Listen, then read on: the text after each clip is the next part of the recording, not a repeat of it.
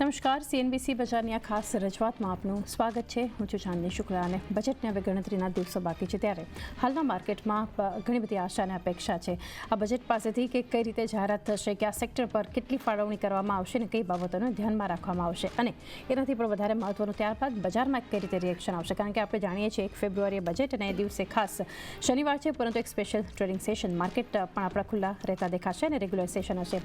તો પહેલાં જ એક પોર્ટફોલિયોને તૈયાર કરીએ કે કયા સારા સેક્ટર્સ છે, કઈ સારી કંપનીઓ માટે એક ફોકસ રાખવું જોઈએ, જાણીએ ફંડામેન્ટલ્સ એક્સપર્ટ પાસેથી.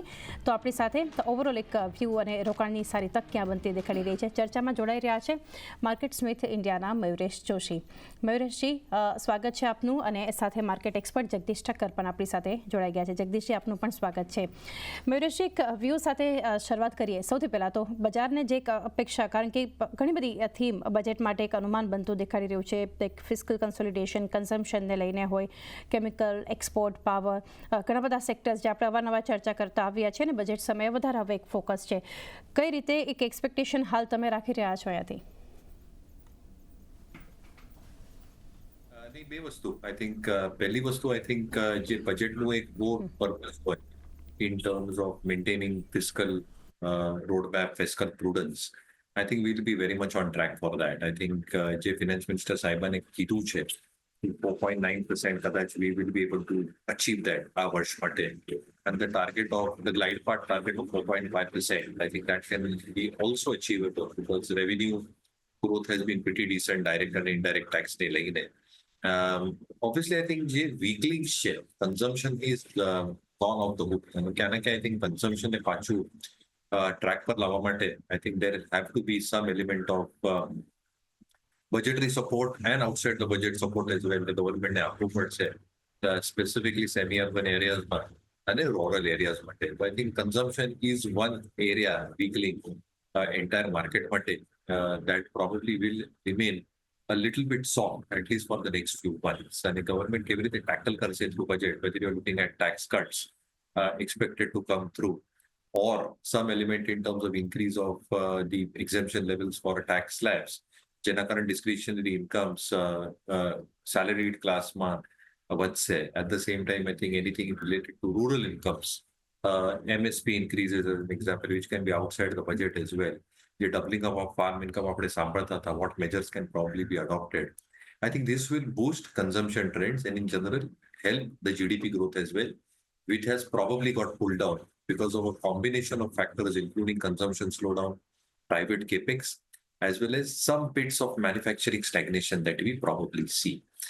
બીજું પાછું I think the infrastructure status છે. I think if that is extended to a few industries, મારા હિસાબે I think loans, advances that the banks can probably give them can be relatively easier.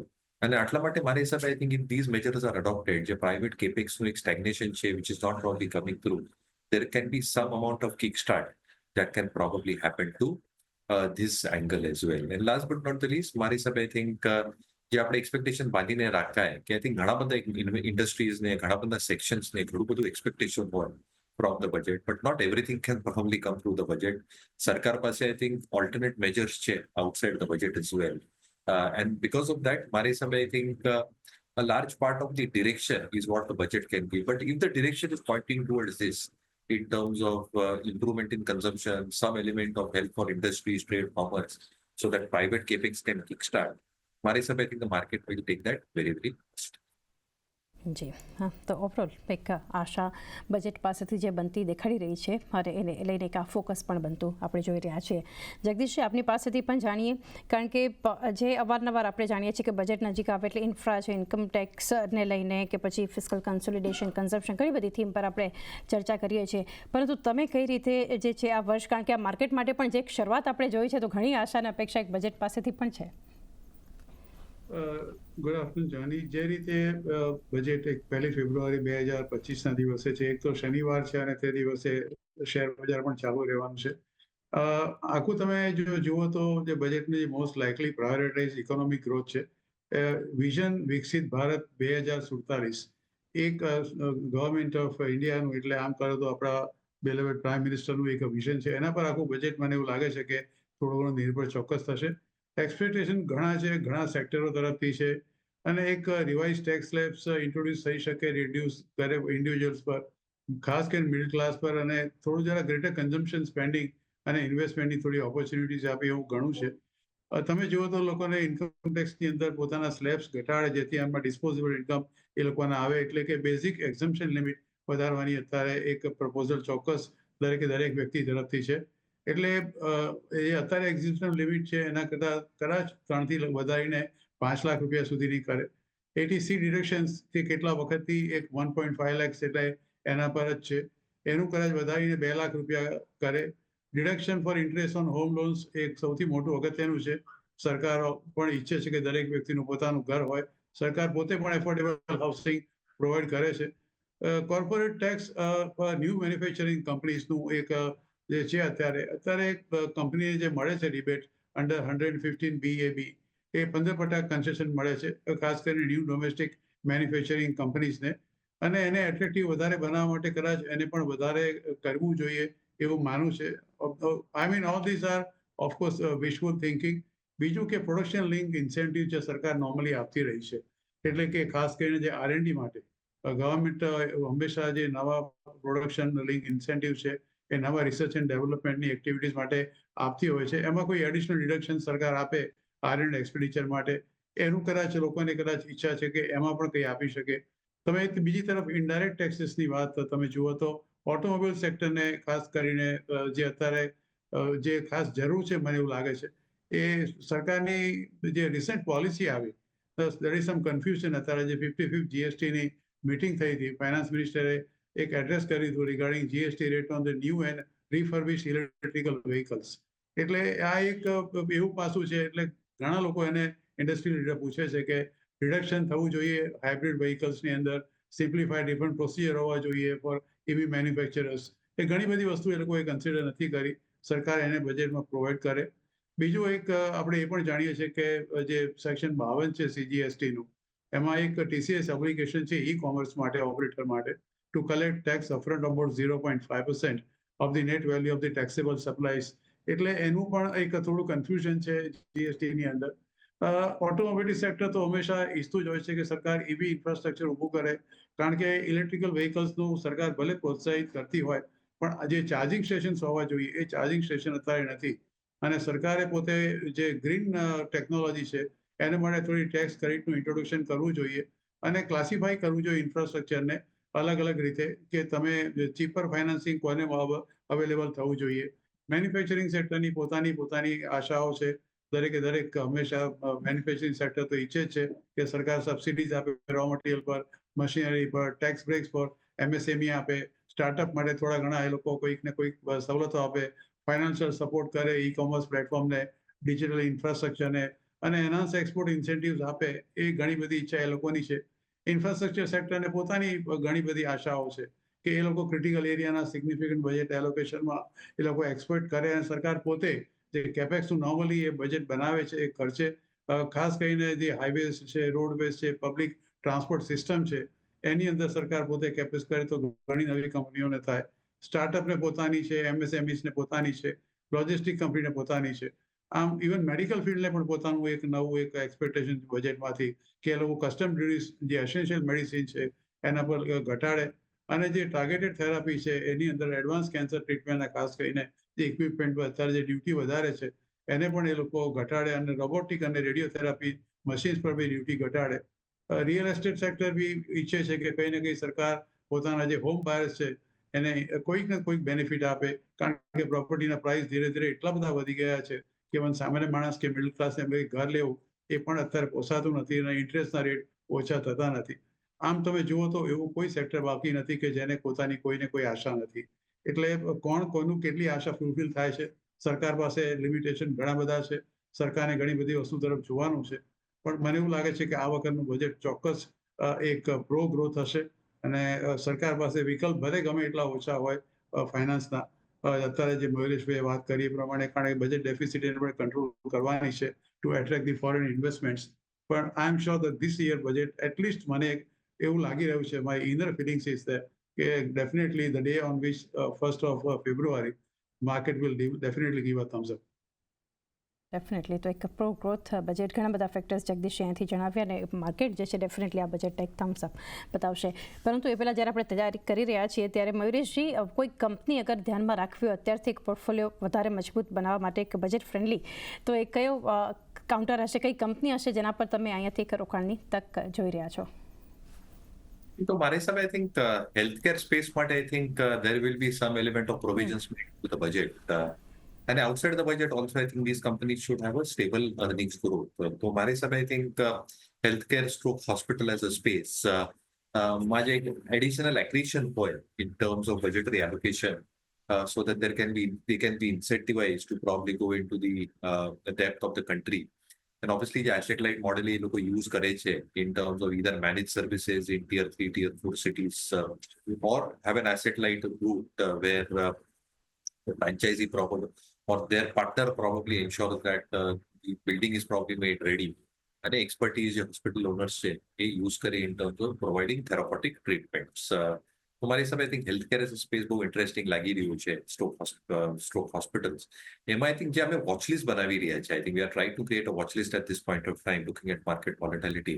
Obviously થોડું price action જેવી રીતે સુધરશે, EPS rating, RS rating, institution જોડે અમે કેન્સલિંગમાં જોઈએ છે, આ parameters including ROE development and improvement as well, આ બધા ફેક્ટર્સને જોઈને અમારી હિસાબે I think Amber DM is something that Aster DM is something that we'll probably look at. બે ત્રણ લોજિક આઈ થિંક જે ક્વોલિટી કેર સાથે અધિગ્રહણ મર્જર થઈ રહ્યું છે, I think is in the right direction. બેઉ હોસ્પિટલ્સના લગભગ બેડ સાઇઝ ઓલમોસ્ટ સેમ છે, 5,100 ની આજુબાજુ. Total bed size can come to around 10,200 odd beds. જે રેવન્યુ છે is almost similar as well, close to 3,600, 3,700 odd crores. Margin Quality Care જે company merge થવાની છે એસ્ટર સાથે, એની રિલેટિવલી બેટર છે 21%, પણ જે બ્લેન્ડેડ માર્જિન્સ આવશે એ 19% ઉપર આવશે, which will probably mean જેવી રીતે આઈ થિંક નવા એક્સપેન્શન્સ થશે, and they are planning to expand by around 2,500 beds. એક જે સ્ટેટ વાઇઝ એક્સપોઝર મળી રહ્યું છે, because it's not overlapping. I think જે કેર છે, આઈ થિંક જે એક્સટેન્સિવ નેટવર્ક છે, that will probably improve.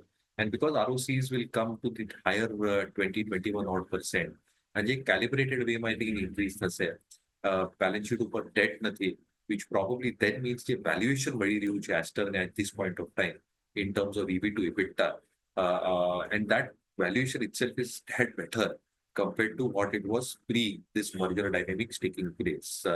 તો ક્યાં ને ક્યાં મને લાગે છે આઈ થિંક budgetary allocations, એક budgetary significance on healthcare રહેવાનું છે over the next few years. Within this space, हमारे लागे છે કે stock તમારા watchlist પર હોવું જોઈએ is Aster DM. This company will also become the second largest company revenue wise and third largest company hospital space માં in terms of bed size. જેવી રીતે bed additions થશે, it will fall in the top two, both in terms of revenue and bed additions. Okay, તો overall હેલ્થકેરને એક ધ્યાનમાં રાખી અને એસ્ટર DM healthcare મયુરેશજી તરફથી એક ફર્સ્ટ કાઉન્ટર આવતું આપણને દેખાડી રહ્યું છે. જગદીશજી, આપની પાસેથી જાણીએ કઈ કંપની રહેશે પહેલા રેકમેન્ડેશનમાં? સૌથી પહેલી મારી કંપની છે ટાટા મોટર્સ. મને એવું લાગે છે કે સરકારે જે ખાસ કરીને ઇલેક્ટ્રિકલ વ્હીકલ્સનું જે અત્યારે જે વાત થઈ રહી છે, અને સરકાર પોતે પણ ઈચ્છે છે કે બને એટલા જો ઇલેક્ટ્રિકલ વ્હીકલ્સ આવે. અત્યારે રિસેન્ટલી એક મિટિંગ થઈ હતી અને ત્યાં જે ટ્રાન્સપોર્ટ મિનિસ્ટર છે ગડકરી સાહેબે પણ આના વિશે ઘણી બધી વસ્તુની વાત કરી હતી, even including the mixing of the ethanol with the petrol diesel. અત્યારે 12 કે 13% જેટલું એ લોકો મિક્સ કરે છે, 2 મહિનામાં 20%ની વાતો ચાલે છે. ઇલેક્ટ્રિકલ વ્હીકલ્સમાં સૌથી કદાચ મને એવું લાગે છે કે કોઈ અગત્યની કંપની હોય, અને જો કદાચ લીડિંગ કંપની હોય અત્યારે તો ટાટા મોટર્સ છે, અને સાથે એની પોતાની availability also is there with technology. Jaguar જેવી કંપનીઓ ત્યાં છે ફોરેનમાં અને બનાવે છે.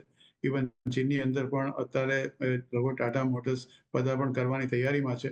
તો આ એક ઇલેક્ટ્રિકલ વ્હીકલ્સની અંદર ધીરે ધીરે કરતા over a period of time, હું આજની વાત નથી કરતો, maybe over a period of 2 to 3 years કદાચ આ વસ્તુ થાય. આ શેર ખાસો કરેક્ટ થઈ ચૂક્યો છે 1180ના પોતાના લેવલથી વધી અત્યારે 780ની આસપાસ છે. 52 વીક લો તો લગભગ 717 કે 718ની આસપાસ છે. પણ મારું માનવું છે કે કદાચ જો જાતના ઇન્સેન્ટિવ્સ અને કદાચ મળે અને હાઇબ્રિડ વ્હીકલ્સને પણ મળે, તો Tata motors will be the most beneficial one. There is another thing. અને બીજું ઓફકોર્સ મને એવું લાગી રહ્યું છે કે જે ઇન્સેન્ટિવ છે, પ્રોડક્શન ઇન્સેન્ટિવ છે, PIL જેને કહીએ છીએ, એમાં પણ કદાચ ટાટા મોટર્સ પાર્ટિસિપેટ કરી શકે. તો my first choice will be Tata motors limited. અત્યારે ભાવ છે 780 રૂપિયા. જો ફેવરેબલ બજેટમાં એનાઉન્સમેન્ટ આવે આ ઇલેક્ટ્રિકલ વ્હીકલ્સ હાઇબ્રિડ માટે, અને અત્યારે જે એ લોકોએ રિફર્બિશ્ડ માટે જીએસટી માટે જે વાત કરી છે એમાં કંઈ થોડા ફેરફારની કોઈ સૂચનો આવે તો this particular share has a quantum jump. Maybe perhaps કદાચ 780 નો ભાવ માનીએ કે અત્યારે એ આ જ ભાવે તે દિવસે ભાવ હોય તો અહીંથી પણ લગભગ મોટો ઉછાળો આવી શકે. અને જો ફેવરેબલ આવે તો શેરનો ભાવ આઈ ડેફિનેટલી ફીલ કે can reach up to 900 rupees very easily and very soon. મયુરેશજી, એસટીડીએમ હેલ્થકેર, તમે હેલ્થકેર પર એક ફોકસ જણાવી અને આ કાઉન્ટર જણાવ્યું, તો હવે કઈ કંપની રહેશે આપણા તરફથી? ફર્ટિલાઇઝર સ્ટોક એગ્રોકેમિકલ એમાં પણ આઈ થિંક એક અવદાન રહેશે બજેટ માટે. Obviously I am not talking about subsidies because I think subsidies is something that will remain a part of the budget. But the expectation change in terms of the direct benefit transfer of the subsidy, I think because of these factors, I think the farmer payout છે, જે working capital નું lag હતું, that has got reduced quite significantly. I think એમાં જેવી રીતે accretion થઈ જશે, મારા હિસાબે I think fertilizer stock, agrochemical stocks should remain in focus. Again, I think monsoons have been relatively better. જે રાબી season છે, પણ I think જે harvest છે, એ બહુ સરસ થયું છે. At the same time, જે લાલ નીલાના conditions છે, which mean next વર્ષ માટે, આ વર્ષ માટે જે monsoon રહેશે, that is expected to be a normal monsoon and an above normal monsoon as well for India. અને આટલા માટે I think જે રૂરલ રિકવરી છે, which has started, જે MSP increases, rural income doubling, the measures announced for that will also benefit a lot of these players, in my opinion, which might get announced in the budget. And because of all these factors put together and all these tailwinds which are happening, મારા હિસાબે I think જે volume stock value growth રહેશે should remain better. In this context, Paradip phosphates તમારા watch list પર રહેવું જોઈએ.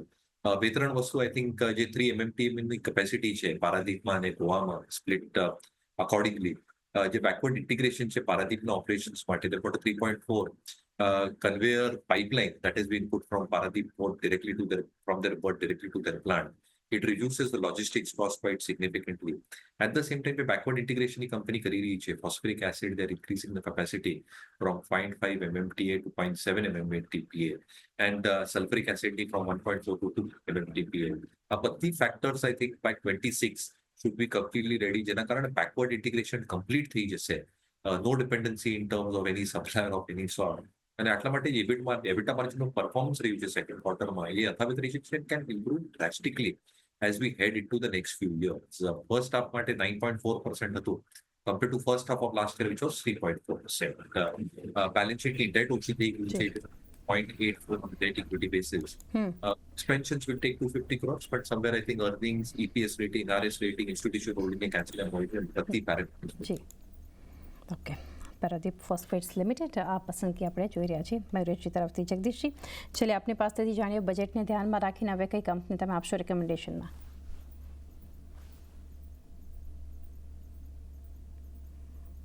જી, તો ખાસ કરીને જગદીશજી તરફથી જે પહેલાં કાઉન્ટર હતું ટાટા મોટર્સ પર એમનું રેકમેન્ડેશન હતું, જ્યાં 900 સુધીના લક્ષ્યાંક જે છે એમના દ્વારા આપણને આવતા દેખાડી રહ્યા હતા. અને એની સાથે જ અગર જોઈએ તો મયુરેશજી તરફથી એસટીડીએમ હેલ્થકેર લિમિટેડ અને પારાદીપ ફોસ્ફેટ્સ લિમિટેડ આ સ્ટોક પસંદગીમાં આપણને આવતા દેખાડી રહ્યા હતા. ખાસ જે રજૂઆત આપણે અત્યારે કરી રહ્યા છીએ કે બજેટને ધ્યાનમાં રાખીને કઈ એક્સપેક્ટેશન્સ આપણને બનતી દેખાડી રહી છે, કઈ રીતે પોર્ટફોલિયો તમારો તૈયાર કરવો જોઈએ. ઘણા બધા સેગમેન્ટ્સ, ઘણા બધા સેક્ટર્સ, રેલવે છે, consumer affairs, chemical, home office, જે રીતે તમે જોઈ રહ્યા છો, તો એક FY25માં સરકારી કેપેક્સની જે છે આપણે એક ડિટેલ્સ લઈ રહ્યા છીએ. હવે આ જ સેક્ટર્સ, આ જ સેગમેન્ટ્સ તરફથી કંપનીઓની પણ એક અપેક્ષા ખાસ કરીને બનતી દેખાડી રહી છે કે આ રીતે એક અનાઉન્સમેન્ટ છે, ફાળવણી છે, એક અલોકેશન ખાસ કરીને એક સેક્ટરને ધ્યાનમાં રાખી અને કરવામાં આવે. એ સાથે જ મયુરેશજી, સમય થયો છે કે આ ખાસ રજૂઆતમાં આપણે રજા લઈએ, તો આપના ડિસ્ક્લોઝર્સ જાણીએ. એટલે પણ સ્ટોકની ચર્ચા કરી છે. મારા પર્સનલ પોતાની ક્યાંય હોલ્ડિંગ નથી, પણ બધા સ્ટોક ક્લાયન્ટ્સે કદાચ ડિસ્કસ કર્યા હશે. These stocks remain on our watch list and therefore clients may have holdings in these stocks going ahead. But please consult your financial advisor before investing in any of these stocks. Thank you so much. Have a great weekend. જી, મયુરેશજી, આપનો પણ આભાર અમારી સાથે જોડાઈ અને ખાસ રજૂઆતમાં આપના વ્યૂઝ અને પસંદગી શેર કરી. Thank you. તો એ સાથે જ આ ખાસ રજૂઆતમાં પણ બસ આટલું જ. મને પણ આપશો રજા અને વધારે અપડેટ્સ માટે જોતા રહો CNBC બજાર.